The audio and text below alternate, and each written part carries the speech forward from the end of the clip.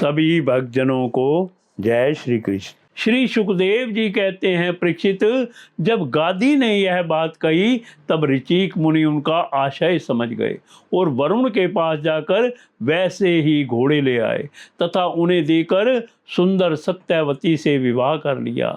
एक बार महर्षि ऋचिक से उनकी पत्नी और सास दोनों ने ही पुत्र प्राप्ति के लिए प्रार्थना की। महर्षि ऋचिक ने उनकी प्रार्थना स्वीकार करके दोनों के लिए अलग अलग मंत्रों से चरु पकाया और स्नान करने के लिए चले गए। सत्यवती की माँ ने यह समझकर कि ऋषि ने अपनी पत्नी के लिए श्रेष्ठ चरु पकाया होगा, उससे वह चरु मांग लिया।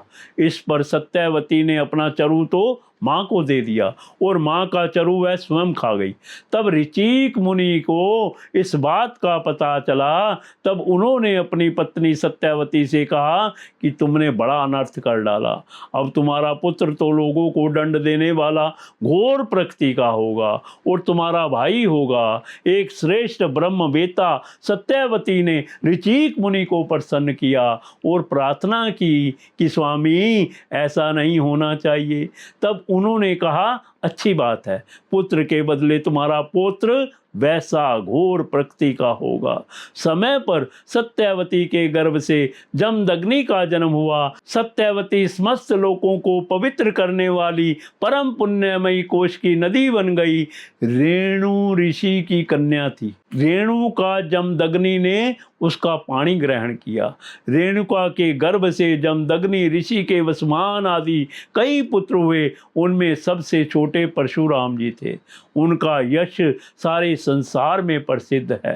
कहते हैं कि है वंश का अंत करने के लिए स्वयं श्री भगवान ने ही परशुराम के रूप में अंशावतार ग्रहण किया। उन्होंने इस पृथ्वी को 21 बार क्षत्रियहीन कर दिया।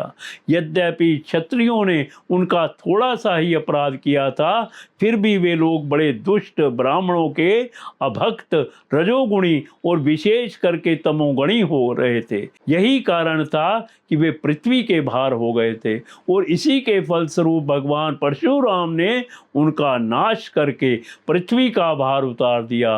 राजा परीक्षित ने पूछा, भगवान, अवश्य ही उस समय क्षत्रिय विषय लोलुप हो गए थे, परंतु उन्होंने परशुराम जी का ऐसा कौन सा अपराध कर दिया जिसके कारण उन्होंने बार बार शत्रुओं के वंश का संहार किया। श्री सुखदेव जी कहने लगे, परीक्षित, उन दिनों हे हय वंश का अधिपति था अर्जुन। वह एक श्रेष्ठ क्षत्रिय था। उसने अनेकों प्रकार की सेवा शुश्रूषा करके भगवान नारायण के अंशावतार दत्तात्रेय जी को प्रसन्न कर लिया और उनसे 1000 भुजाएं तथा कोई भी शत्रु युद्ध में पराजित ना कर सके, यह वरदान प्राप्त कर लिया। साथ ही इंद्रियों का अबाध बल, अतुल संपत्ति, तेजस्विता, वीरता, कीर्ति और शारीरिक बल भी उसने उनकी कृपा से प्राप्त कर लिए थे। वह योगेश्वर हो गया था। उसमें ऐसा ऐश्वर्य था कि वह सूक्ष्म से सूक्ष्म, स्थूल से स्थूल रूप धारण कर लेता। सभी सिद्धियां उसे प्राप्त थी। वह संसार में वायु की तरह सब जगह बेरोक टोक विचरा करता। एक बार गले में वैजंती माला पहने सहस्त्रबाहु अर्जुन बहुत सी सुंदरी स्त्रियों के साथ नर्मदा नदी में जल विहार कर रहा था। उस समय मदोन्मत्त सहस्त्रबाहु ने अपनी बाहों से नदी का प्रवाह रोक दिया। 10 मुख रावण का शिविर भी वहीं कहीं पास में ही था। नदी की धारा उल्टी बहने लगी, जिससे उसका शिविर डूबने लगा। रावण अपने को बहुत बड़ा वीर तो मानता ही था, इसलिए सहस्त्रजन का यह पराक्रम उससे सहन नहीं हुआ। जब रावण सहस्त्रबाहु अर्जुन के पास जाकर बुरा भला कहने लगा, तब उसने स्त्रियों के सामने ही खेल खेल में रावण को पकड़ लिया और अपनी राजधानी महिष्मति में ले जाकर बंदर के समान कैद कर लिया। पीछे पुलस्त्य जी के कहने से सहस्त्रबाहु ने रावण को छोड़ दिया।